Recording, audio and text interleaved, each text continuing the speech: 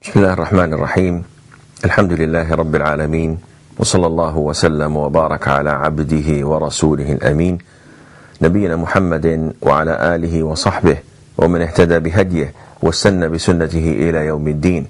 Dear brothers and sisters in Islam, Assalamu alaikum wa rahmatullahi wa barakatuh. My name is Asim Al-Hakim and you're watching Reflections on Islam, and the topic, as you may remember and recall, is Duah. We talked over the last episode about the etiquettes of Duah. In last program we discussed some of the times that Allah is most likely to answer the call, our Duah and our invocations, more than others. And the fourth time is between adhan and iqamah. This is a time that is sacred. The Prophet says, alayhi salatu wasalam, the supplication and the invocation between the adhan and iqamah are never rejected. Allah answers your call when you supplicate to Allah Azza wa Jal. And this hadith was reported by Tirmidhi in his Sunan. Now, it is quite crucial and important for us to continuously make dua and invocation. Not to be selective in the sense that, okay, I've got 5 minutes, I'm going to make dua, and that's it. Every time Allah guides you to make dua, Allah guides you to recognize the times where He answers dua more than others. You have to enter that door and you have to supplicate to Allah in humility, in submissiveness, in expressing your poverty and need to Him subhanahu wa ta'ala, and not to be selective. A lot of the Muslims may choose a small portion of the day, raise their hands, pray, and that's it, and go. You have to keep, in a sense, bombarding Allah's doors so that Allah would open these doors for you. And this is not out of arrogance. On the contrary, if you do this with arrogance, Allah will throw you in hell. But you do this in need, in showing that you love Him, in showing that you are in need for Him. And then Allah the Almighty would answer and respond to your call. Between the time of adhan and iqamah, it's very crucial. One would say, Sheikh, I live in a country where they don't offer adhan. Well, this is your mistake. Offer adhan in your house. Do I have to? Well, if the adhan has not been given in the whole city or the whole country you're living in, it is part of the sunnah that you make adhan, even if you're in your house. And always remember, when you give adhan, first of all, you're doing it to uplift the name of Allah, to raise the name of Allah. So it's a form of worship. Secondly, it is your identity as a Muslim. Thirdly, Allah, as the Prophet ﷺ promised us, Allah would make each and every single item that hears your voice testify for you on the Day of Judgment. And that is why the Prophet says, ﷺ, if a person is in the wilderness, he's in the desert, he's traveling, there's no soul in sight, and he calls for the adhan, the Prophet tells us ﷺ, that on the Day of Judgment, the trees, the rocks, the birds, the beasts that have heard you calling the adhan will testify and say, Oh Allah, we heard this man calling your name for salat. So, you do have a problem if you pray without offering the adhan. This means that you are ignorant of Allah Azza wa Jal. Give the adhan in your house. I know brothers here in the UK, mashallah, that tell me their 5 and 6 years old children would make them filled with pride. They would fill them with pride when they mount on one of the tables and call for the adhan. The children 5, 6 years old. Why? Because they're glorifying Allah. So, call for the adhan, and between the adhan and the actual prayer, the iqamah, it is a time for dua. Don't be shy. Some people, when they're in the masjid, Akhi, why don't you raise your hands and supplicate? Said, people are looking. So, this is not a recommended way of being shy. This is actually being ashamed of calling Allah. You have a problem, and you have a big problem. There are people who do not pray prayers on time. Why? He said, Sheikh, I'm at work, I'm at the uni, I'm in the marketplace, and it's time for prayer, but there is not a suitable place to pray. And who said that we have to pray in a suitable place?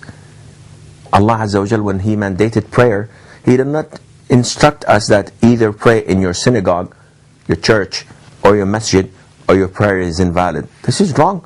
The Prophet said, ﷺ, that Allah made the whole earth for me a place of worship and means of purification. So whomever attends prayer, at the time of prayer, he should pray, wherever he is. So even if you're on the streets, take a corner and pray. Even if the passerby are looking at you, so what? I'm doing it for Allah. This is one means or one call of da'wah. Do not, I repeat, do not pray on the middle of the highway or in the middle of the street. Say, oh, I'm going to make da'wah, let the cars stop. No, this is insane. If you're insured, maybe it's okay, but they will kill you and your family would benefit from that. But no, this is not meant to be. But you have brains. Be wise when you practice your Islam. There's a place to pray, pray. I pray in places that are not meant to be used as prayer hall. If I'm waiting for my airplane in the airport and the time for prayer is due, all what I have to do is stand and pray. It takes me 5 minutes and that's it. People are looking, so I'm not undressing. I'm not wearing micro skirts or mini skirts. I'm not showing or flexing my muscles. I'm not doing something that is shameful. I'm praying to my Lord. What's wrong in that? Therefore, raise your hands, supplicate to Allah between adhan and iqamah. These are one of the times that Allah would definitely answer your call. Fifthly, among the times that Allah answers your supplication is when it rains. Strangely speaking, Sahal bin Sa'ad, may Allah be pleased with him, said that the Prophet ﷺ said that there are two times when Allah does not reject your invocation, and that is when it's called, when it's time, or when it is being called for the adhan, and the second time is when it rains. And this is reported by Abu Dawood in the Sunan. Why is that? Subhanallah, I don't know, but I know that the Prophet said this. When the call for the adhan is being called, this is understood because we know that this is a time, the interval between the adhan and the iqamah is a time of when Allah Azza wa Jalla responds to our prayer and invocation. But what about raining?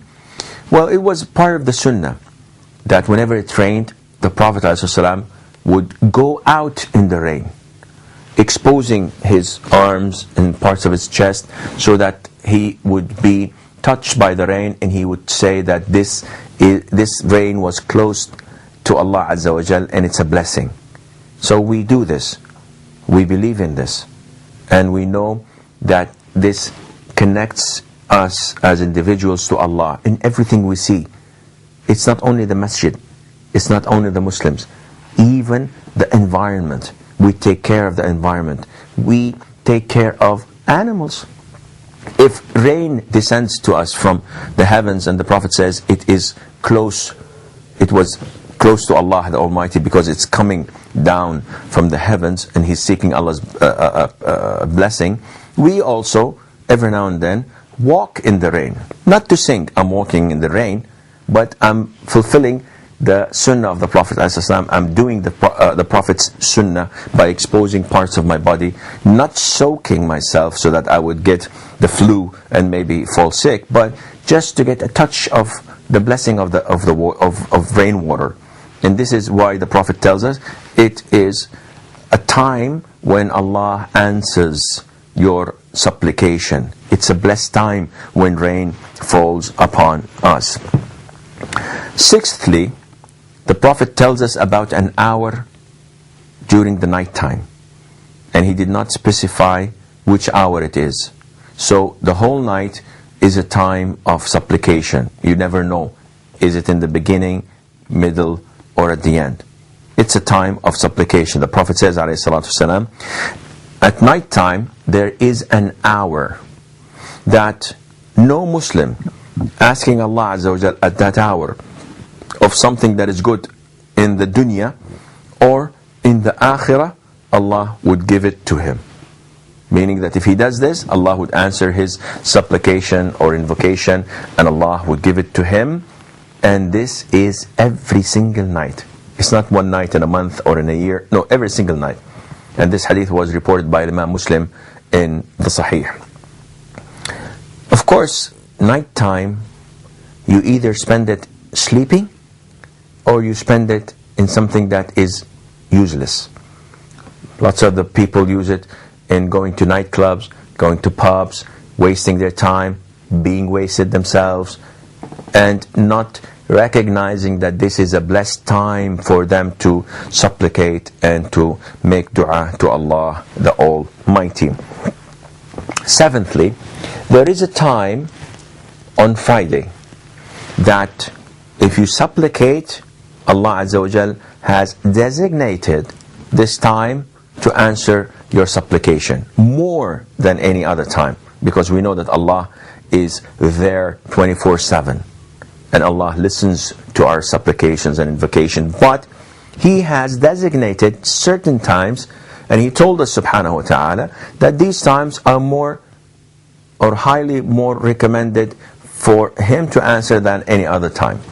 On Friday, the Prophet says, alayhi salam, the hadith is in Sahih al-Bukhari, that on Friday there is a time, there is a period of time, there is an hour. In Arabic, when the Prophet says an hour, it means a moment, not the 60-minute.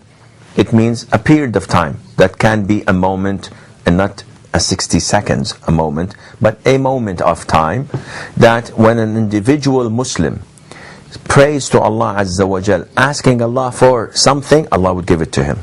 And this was reported in Bukhari, in the Sahih, as mentioned before.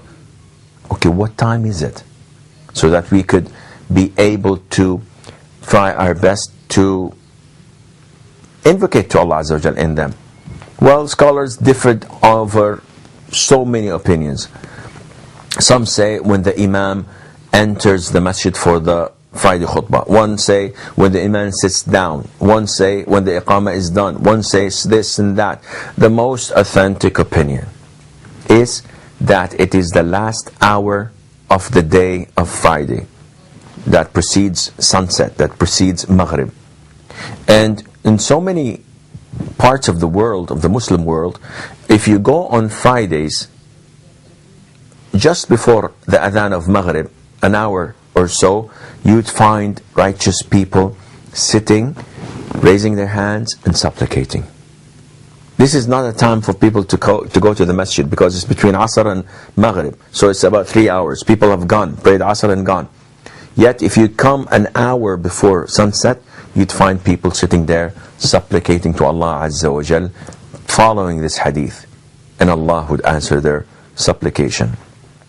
The eighth time where you would most likely get your invocation answered is when you drink Zamzam water.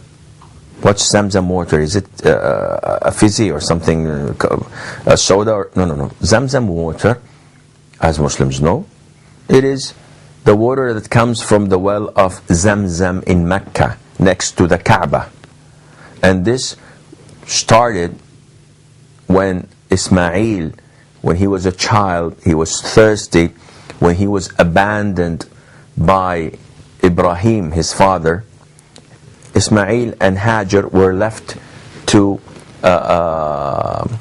on their own in the valley of Mecca. No humans, no beasts, no buildings. And she said, Ibrahim, who are you leaving us for? And he did not respond, and he left them. And she said, Ibrahim, did Allah instruct you to leave me and this infant child in this wilderness? And he said, yes. What did she say? Did she say, Ibrahim, are you crazy? You listen to such instructions? Astaghfirullah to billah. With a heart filled with iman and belief and conviction, she said, if Allah instructed you to leave us here, Allah would not let us in vain. And he left.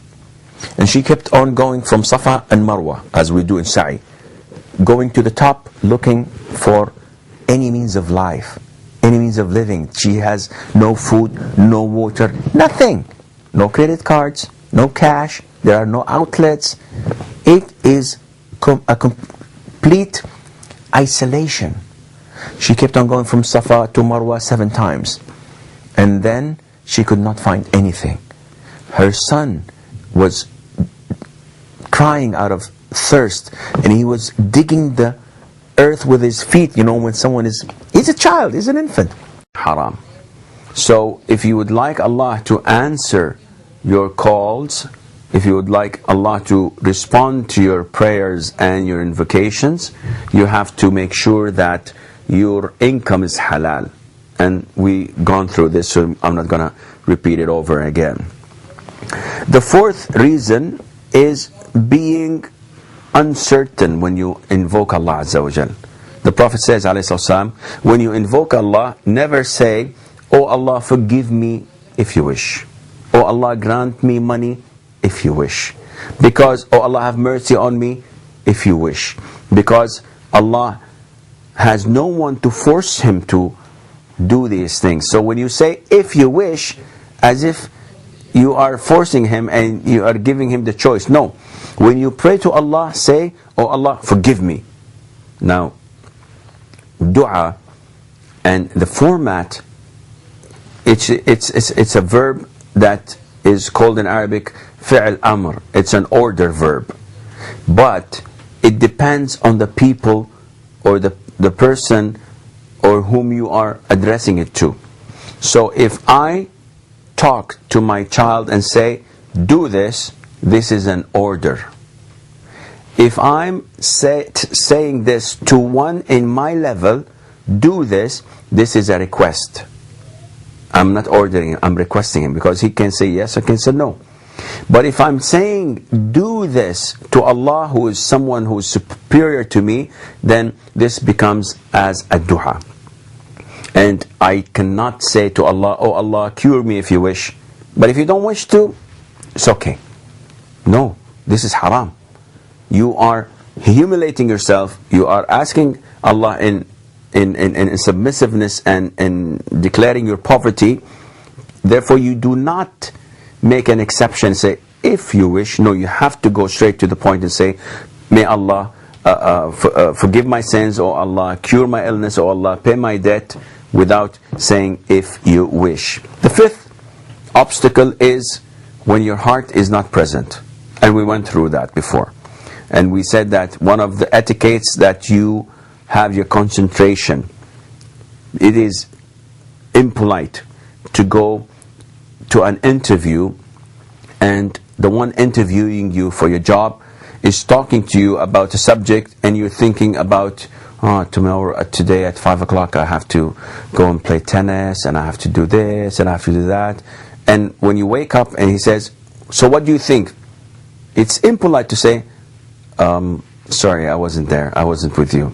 Can you repeat the question again? He says, well, good luck with your new job next time you have an interview. And he shows you the way out. Allah has the highest example, subhanahu wa ta'ala.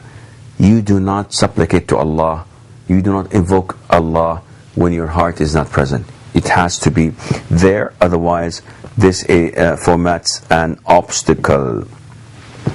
And we have to be among those who enforce virtue and prevent vice and evil, so that Allah would answer our calls.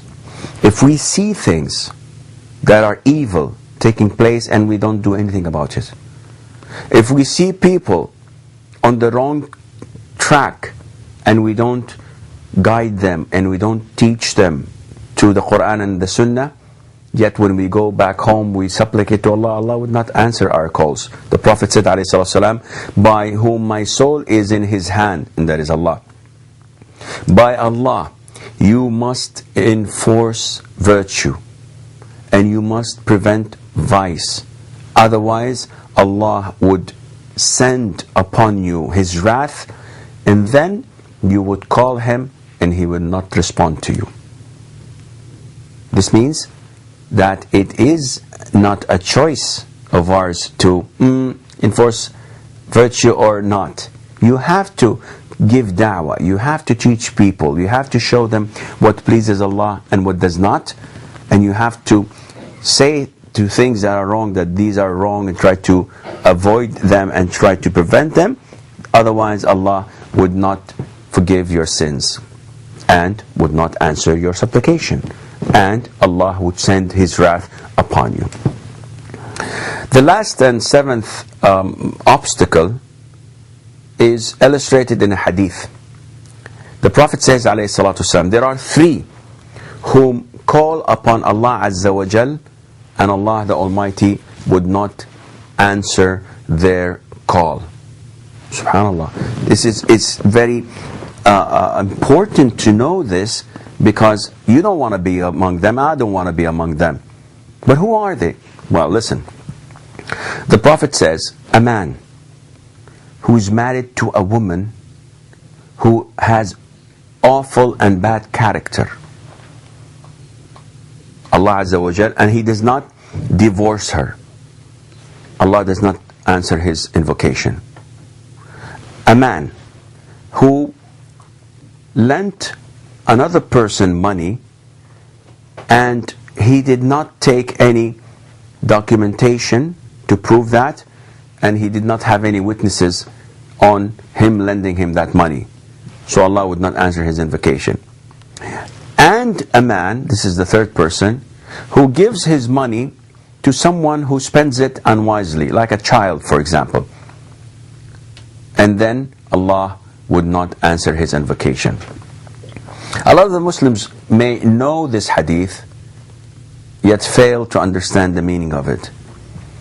The scholars say that Allah would not answer the invocation of this individual when he supplicates against these three different people. In the sense that if you have a bad wife, if you have an awful wife who is nagging, who is abusive, who curses you, who talks badly about your parents, who's never satisfied of whatever you do to her, when you go in the middle of the night and say, oh Allah,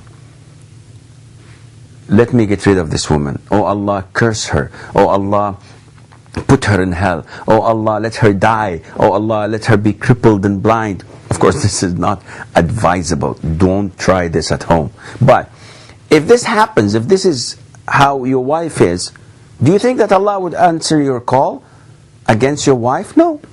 Why not? Simple. It is your mistake if you have a wife that is this bad not to divorce her. You should have divorced her and got rid of her. End of story. It takes two to tango. Islamic tango, that is. It takes two. So if she is not willing, if she's not giving you a good life, if she's not obedient and kind to you, this is not a life. And likewise, the other way around. If the husband is abusive, if he doesn't pray, if he doesn't support his family, if he has the most awful character, the most awful smell, then how would he expect his wife to obey him and to be respectful to him? This life cannot go on. They have to communicate. So this is number one. Number two, if I give someone money and I don't have him sign a paper, nor I have people witnessing that I gave him money, and then after a year when I say, give me back my money and claim my money back, and he says, do you have any evidences, prove that I took money from you? And I'm agitated by this, I'm frustrated, and I pray, oh Allah, may destruction befall upon this guy who denied me my money. Allah would not answer your supplication. Why? Because it's your mistake. Allah tells you in Surah Al-Baqarah, in the longest verse of the Quran, that when you give money or you lend someone, have it registered. Have someone witness this so that you can claim your money. Otherwise, it's like throwing your money in the dustbin. We have a joke in Arabia. It says that when someone comes to take a loan from you, we usually kiss his feet. People say, why would you do this? You're lending him and you're kissing his feet? He said, yes. Because when he's taking the money as a loan from me, he's kissing my hand so that I would give him the money. Once he takes the money, to get it back from him, I have to kiss his feet. And this is awful. Muslims are not like this. Muslims honor their word. When they are committed to something, they take it on time and they give it back on time. Now, probably one would ask, does Allah answer the call, the invocation of a non-Muslim, of a kafir, for example? The answer is, yes, He does. How is that? He's not Muslim. He's a kafir. He's worshipping idols. Well, when he is in necessity, Allah is the Lord of all. And He answers the call of those who are in necessity. And that is why the Prophet ﷺ told us, beware of the invocation of those whom you wronged. If you transgressed against someone, beware of his invocation, because Allah does not block his invocation until He answers it. Allah will answer it. So even, the Prophet says, even if he's not a Muslim, if you do wrong to him and he invokes against you, Allah will answer his call. So it is very essential not to have any form of oppression against any person, even if they were not Muslim, because Allah would answer their invocation. Secondly, one may ask, is offering the salutation to the Prophet ﷺ essential in answering your prayer, your invocation? The answer is yes. It is one of the conditions. Otherwise, it's blocked. Allah would not respond to it. Thirdly, what is the status of people, and I've seen this myself, who in times of crisis do not invoke Allah? And you tell them, why don't you invoke Allah? He says, at time of ease, I never invoked Allah Azza wa Jal. So I would be a hypocrite if I need Him now and I invoke to Him.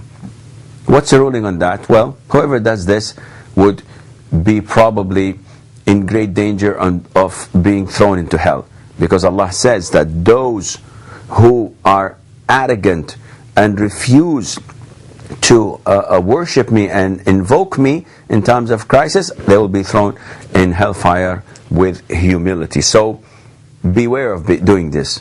If you had shortcomings and you neglected invoking Allah at times of ease, definitely you need Him at time of hardship. So if you say, I'm not going to call Him at times of hardship, then you are definitely going to face your consequences. And there are people who, whenever they invoke Allah, Allah answers them. So try to be among them. Among them are those who fast when they break their fasting. Among them, righteous and fair imams, rulers. So if you are a head of your department, a company, if you're a ruler, if you're a governor, when you're fair, when you're just with everyone, you don't compromise, Allah will answer your supplications and your invocations. Those traveling, the Prophet tells us that a traveler, Allah answers his invocations. So whenever you travel, raise your hands and ask whatever you want from Allah Azza wa Jal. Also, among those whom Allah never rejects their invocation are those who are being wronged to, who are being suppressed. Beware of being the aggressor, because if they raise their hands and say, oh Allah, this person did this and that to me and he was wrong to me, oh Allah, break his leg, break his neck, do this to him, do that to him, because he was oppressed by you, Allah would answer his call. So put this in mind. How many of us oppress their wives, oppress their children, abuse them, do wrong to them? La ilaha illallah. How many of us borrowed money from people and it's been 20 years now and I'm not paying them back and I'm not even confessing of having this? Do you think that Allah would let us be? Do you think Allah would not hold us accountable for these things? Do you think that Allah would not answer their invocation when they say, oh Allah, this man took my money and now he is denying it. Oh Allah, do this and that to him? Wallahi, Allah would answer their calls. And you will find this, if not in your body, if not in your health, you will find it in your children. You'll find it in your marriage. You'll find it in your job. Allah would have His calamities fall upon you. Allah would have His tribulation befall on you, on your life, because of this aggression that you were part of, because of this dhulm and injustice that you had inflicted upon others unjustly. You have to revise your life. You have to check what are the obstacles that I'm doing that prevent Allah from answering my invocation. What are the etiquettes I'm not fulfilling that prevent Allah from answering my invocations? And when you do this, always keep in mind that you're worshipping Allah, you're getting closer to Allah. So the more it is prolonged, the more Allah Azza wa Jal is rewarding you for you do. I pray to Allah the Almighty that He answers my invocation and your invocation, and that we manage to apply these etiquettes and to remove these obstacles from our lives so that Allah would answer our prayers. This is all the time we have. I pray to Allah that you have benefited from all what you have heard, and that Allah would reward us for the things that we do. وصلى الله وسلم وبارك على عبده ورسوله نبينا محمد.